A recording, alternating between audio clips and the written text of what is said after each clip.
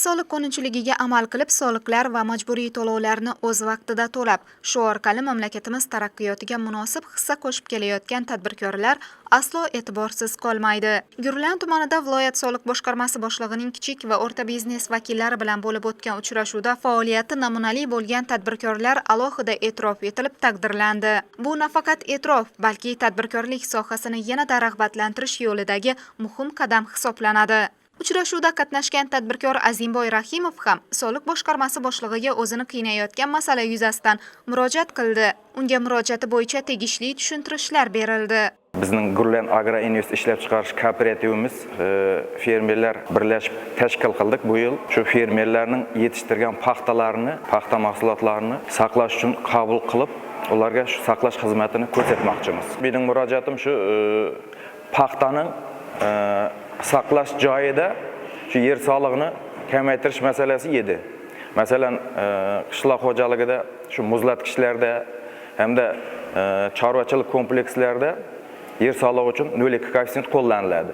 Lekin paxtani saqlashda qanday bo'ladi? Yana shu masalani soliq boshqarmasi boshlig'i tegishli tashkilotlar bilan birga o'rganib, 2 kun ichida o'z nazoratiga olib, javobini aytishni ma'lum qildi. Shuningdek, soliq qonunchiligiga amal qilib, soliqlar va majburiy to'lovlarni o'z vaqtida to'lab kelayotgan va shu orqali mamlakatimiz taraqqiyotiga munosib hissa qo'shib kelayotgan bir guruh tadbirkorlar turli xil nominatsiyalar bo'yicha munosib taqdirlandi.